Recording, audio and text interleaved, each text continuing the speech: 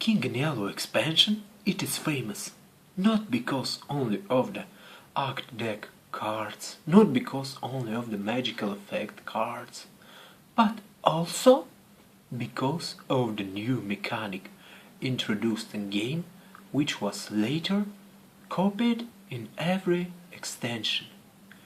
It is called the Herald. So let us have a look at the first Herald introduced to the Arkham Horror world. This is the King in Yellow, the Tatered King. When you use the King in Yellow as your Herald, you additionally to the game setup add blight deck cards.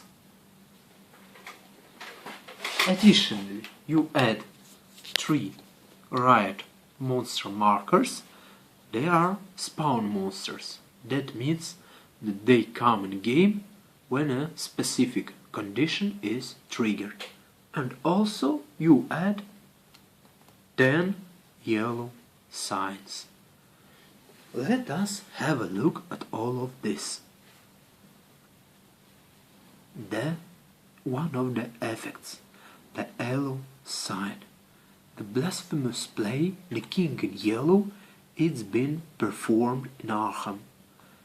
Every time the terror level increase, the investigators must do one of the following.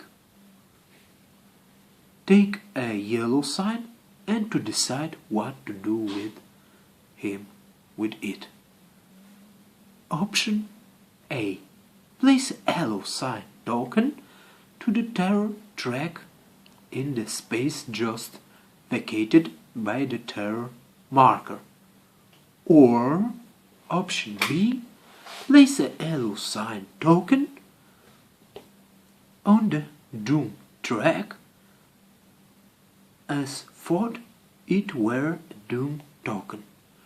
If you place an yellow sign at the Doom track, yellow sign works as usual Doom token, but if you will place it at the terror track, the crap starts to going on.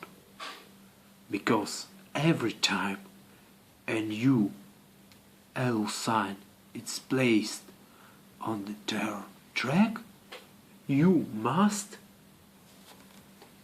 take one random blight from this deck. Random, I mean from the top, because you as a sincere player will always make a good shuffle of this deck before starting the play. So let us have a look at one of these blights. For example, Father Michael. If Father Michael enters play as blight, blessings are discarded during the upkeep phase on a roll of 1 to 5. So if you roll anything else than 6, the blessing is discarded. You will ask, what about the riot monsters? So let us have a look at one specific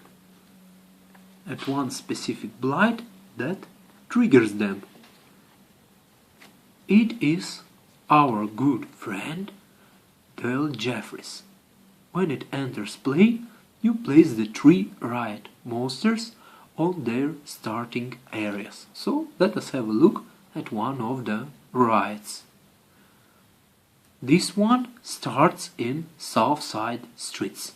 It has an overwhelming 1 ability, 3 toughness, -4 combat modifier, and a 4 stamina damage. It does not have a sanity check.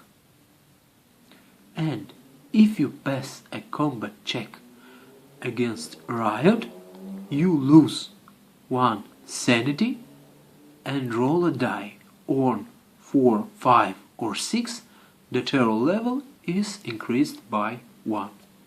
And this is the same for all other riots, with the exception that they start at different locations.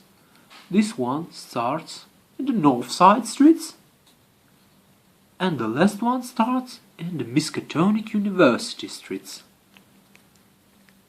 And there is also a blight, which I want to present you, the Velma. When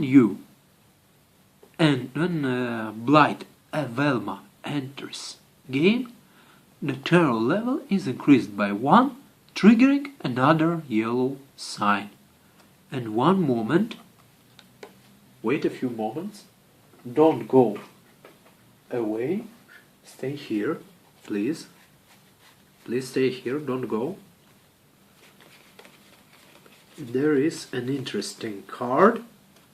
Okay, this one.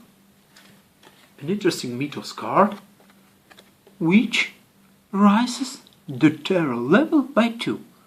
So that means that during one mythos phase, you can increase the terror level by 3. And also, if you battle a riot during this turn, you can increase the terror level by 4 in just one round. That's a very crappy situation, I would like to say. And now you would ask, and what does also blights can do? And more interesting things. When you go to a specific location and in text of the encounter that you face in that location, it says blah blah blah, Father Michael blah blah blah, or, and Father Michael is in play, or, well, blah blah blah Velma blah blah blah, and Velma it is in play as blight, you wouldn't have this encounter. Instead, you will have a choice. Lose 1 stamina or lose 1 sanity. And this is all that I wanted to say about the Herald, the King in Yellow. Thank you for watching.